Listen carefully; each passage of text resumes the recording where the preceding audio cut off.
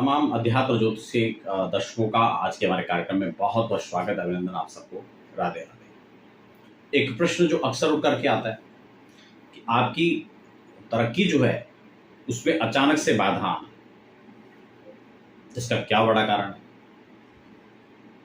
और क्या इसका सटीक उपाय हो सकता है। आपके बनते बनते जो कार्य हैं उसमें अड़चनें, रुकावटें, व्यवधान, बाधाएं, इस सब के पीछे क्या कारण हो सकता है, आज इसी को लेकर चर्चा करेंगे और साथ में उपाय भी आपको बताएंगे।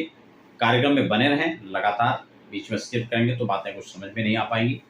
और नए दर्शक है तो एक छोटा सा निवेदन भी रहेगा, आप चैनल को सब्सक्राइब जरूर कर लीजिए और साथ ही बेल आइकन भी प्रेस कर लीजिए ताकि आने वाले कार्यक्रम की डिटेल भी आपको मिल सके।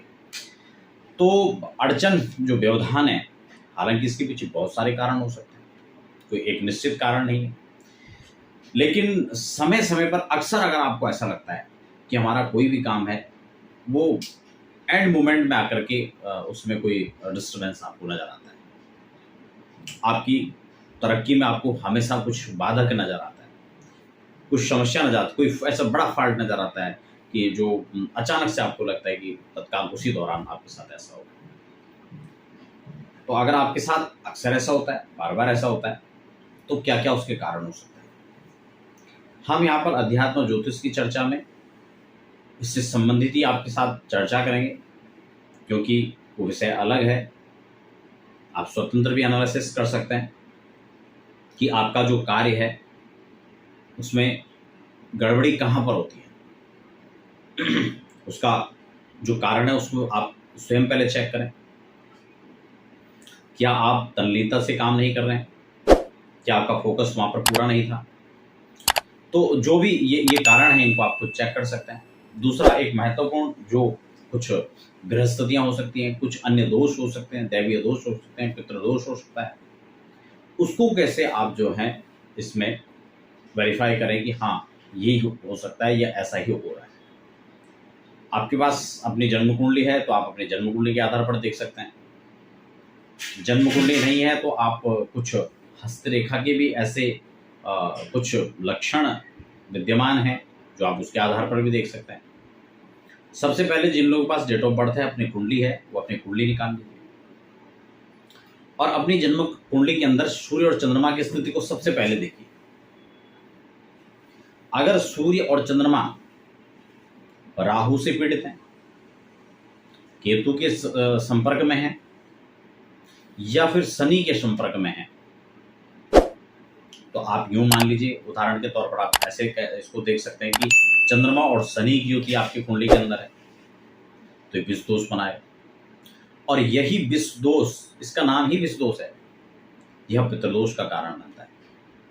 सूर्य का शनि के साथ बैठना, यह भी पितृदोष का कारण बनता है। राहु का सूर्य के साथ बैठना या केतु का सूर्य के साथ बैठना या चंद्रमा के साथ बैठना, सूर्य और चंद्र का राहु, केतु और शनि के साथ बैठना, कुल मिलाकर आप ऐसा संक्षिप्त में समझ सकते हैं, यह इन दोषों का कारण बनता है। तो इसको आप खुद चेक कर सकते हैं। अगर ऐसा है तो आपको इसका उपाय करना चाहिए। दूसरा, काल सर्पदोष। हालांकि काल सर्पदोष कई स्थितियों में बाधक तो बनता है, लेकिन उनके उपाय करने के बाद आप उनसे अच्छे लाभ भी ले सकते हैं।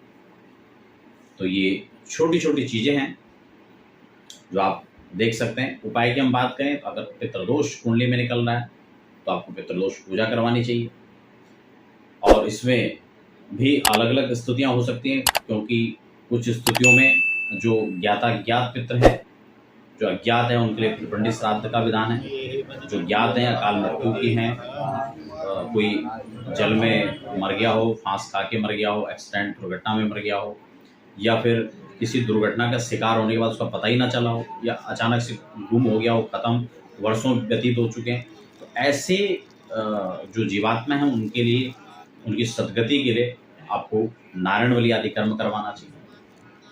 ठीक है। जो अज्ञात हैं, जिनकी जानकारी नहीं है, उनके लिए त्रिपिंडी श्राद्ध का विधान आता है।